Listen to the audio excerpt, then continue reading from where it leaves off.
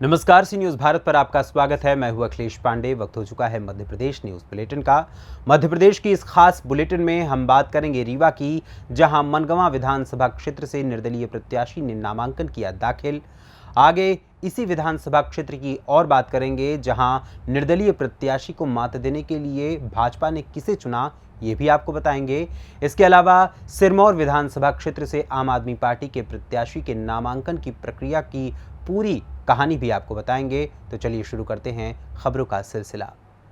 खबर मध्य प्रदेश के रीवा जिले के मनवा विधानसभा क्षेत्र से है, जहां पर मनगवा विधानसभा क्षेत्र से भाजपा के निवर्तमान विधायक पंचूलाल प्रजापति की टिकट कटने के बाद उनकी पत्नी और पूर्व विधायक पन्नाबाई प्रजापति ने मनगवा विधानसभा क्षेत्र से निर्दलीय प्रत्याशी के रूप में अपने हजारों समर्थकों और कार्यकर्ताओं के साथ एक रूप में कलेक्टर कार्यालय पहुंचे, जहां अपना नामांकन दाखिल किया। आइए सुनाते हैं इस संबंध में निवर्तमान विधायक पंचूलाल प्रजापति ने क्या कुछ कहा।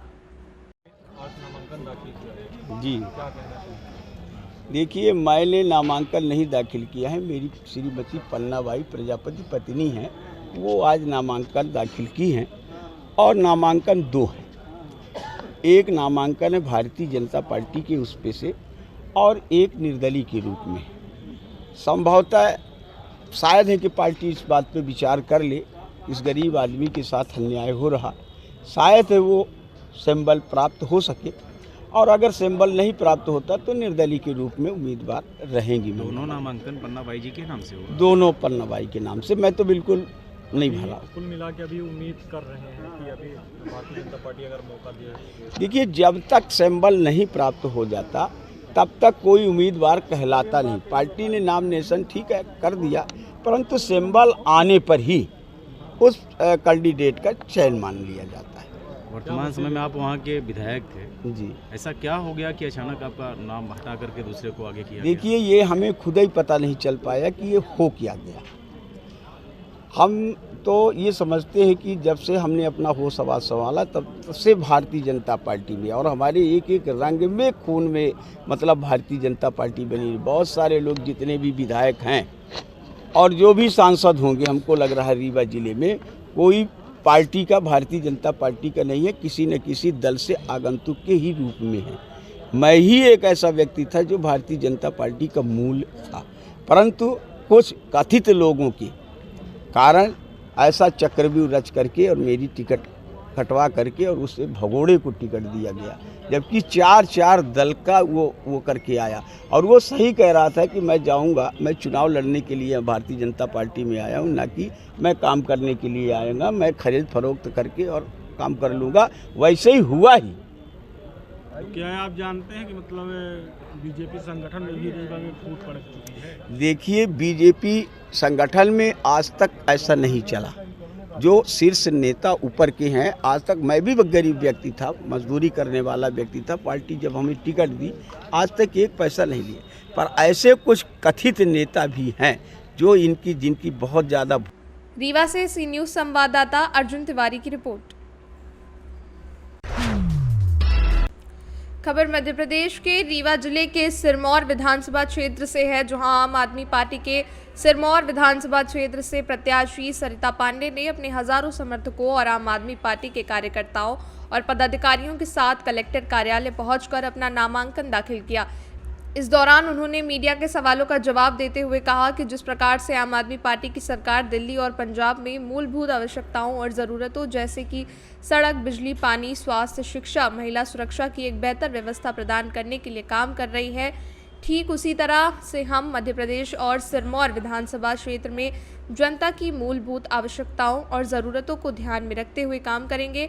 आइए सुनाते हैं कि इस दौरान उन्होंने मीडिया से चर्चा में क्या कुछ कहा। कि बेहद उत्साहित महसूस होती है। ये तो रणनीति क्या रहेगी आपकी? आपने शिक्षा स्वास्थ्य के लिए क्या प्लान बना के रखा है? क्या करेंगे क्षेत्र में? भ्रष्टाचारियों का अंत।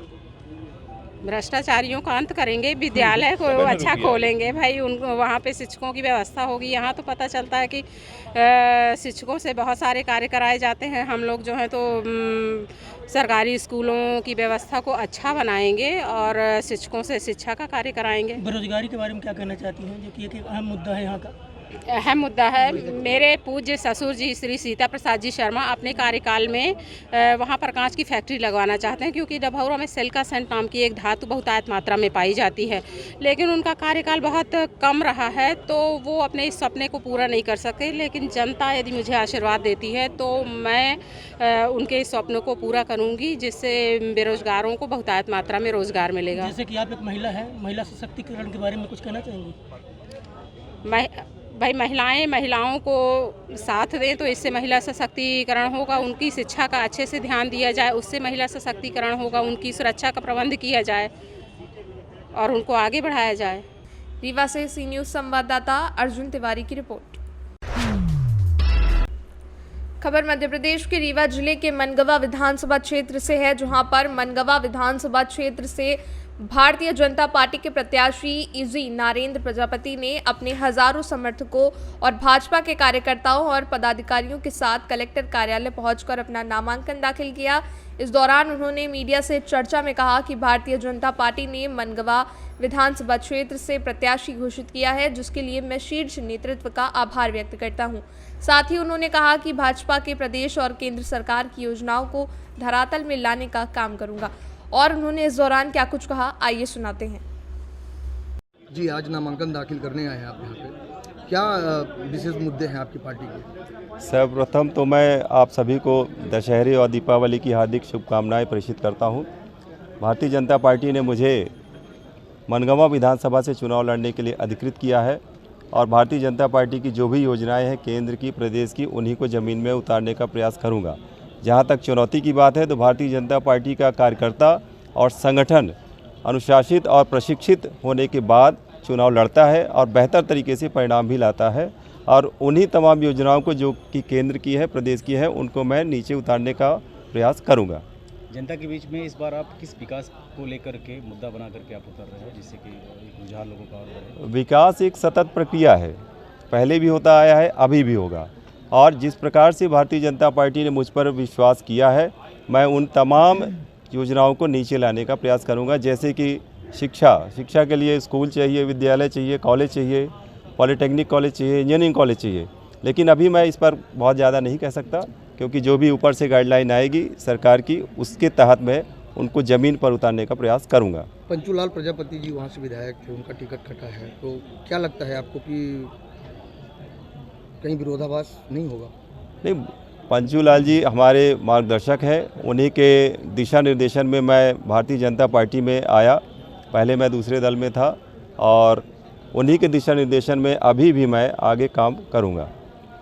तो क्या लगता है आपको, जैसे कांग्रेस है, पंचूलाल जी हैं, कैसे निपट पाएंगे आप? किन मुद्दों को लेकर आप जनता के बीच निपटने की बात नहीं है, जैसे मैंने कहा अभी और चैनल वाले आए कि भारतीय जनता पार्टी का जो संगठन है, कार्यकर्ता है, वो चुनाव लड़ता है। जिस प्रकार से नीचे बूथ कमेटी, शक्ति केंद्र में जिस प्रकार से हमारे कार्यकर्ता पूरी मुस्तैदी से चुस्त और दुरुस्त रहते हैं, वही चुनाव लड़ते हैं, और जो कैंडिडेट है वो तो मात्र चेहरा और सिंबल है, और वही जो भारतीय जनता पार्टी के कार्यकर्ता हैं वही चुनाव जिताते हैं। कहीं ना कहीं पार्टी ने उनको दरकिनार किया है, तो किसी बात को तो लेके किया होगा।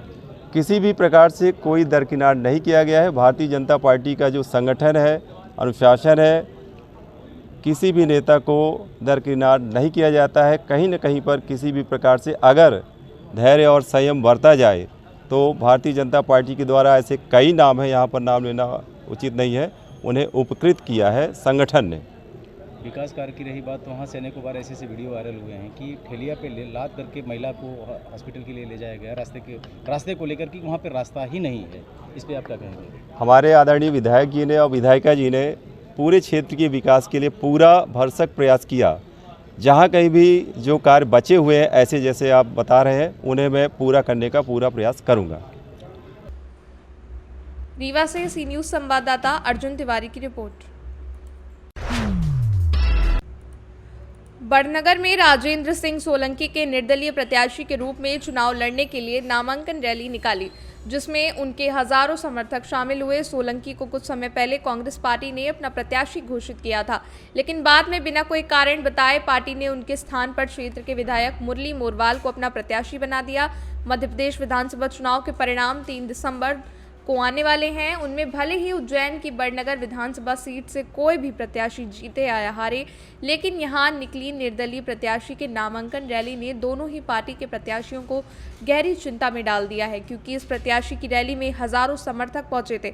उनके हाथों थामी गई तख्तियों में जहां राजेंद्र सिंह संघर्ष करो, हम तुम्हारे साथ हैं लिखा हुआ था, तो दूसरी तरफ रैली में शामिल लोग गाँव का बेटा, गाँव की शान, राजेंद्र सिंह सोलंकी जिंदाबाद जैसे नारे लगा रहे थे। लगभग 1 किलोमीटर लंबी इस रैली के बाद निर्दलीय प्रत्याशी ने अपना नामांकन दर्ज तो करवा दिया, लेकिन ये क्षेत्र की पहली ऐसी नामांकन रैली रही जिसमें इतनी बड़ी संख्या में जन समुदाय शामिल हुआ।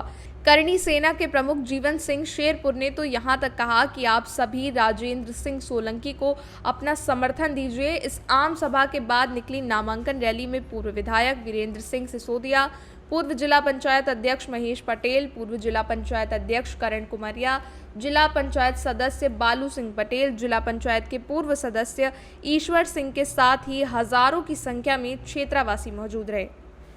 और उनको ये बताना है कि जो दोनों राजनीतिक दल है वो अपनी तानाशाही के चरम पर है। यदि एक हमारे भाई को किसी पार्टी ने टिकट दिया या ये लायक नहीं था तो उसको टिकट देना ही नहीं था, और देने के बाद काटना विश्वासघात होता है। और वो पार्टियां टिकट देती है, इनको जनता ने टिकट दिया है, ये जनता के उम्मीदवार है। जितने जीवन की चुनाव लड़ रहा है,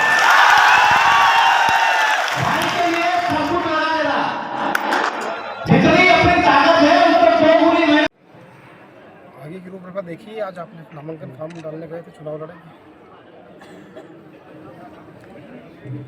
हम उठ जाएगा क्या लड़ेंगे? चुनाव लड़ेंगे। पहली तो प्राथमिकता ये है कि बी फॉर्म ही हमको मिलेगा, क्योंकि हमने पूर्णतः ऊपर सब जानकारी दे दी है कि क्या स्थिति है। मजदूर करके लाने पड़ना है सामने वाले को, 500 रुपये में पेट लावत से मजदूर करके लाए रैली। हमारे पास ऐसी स्थिति नहीं थी।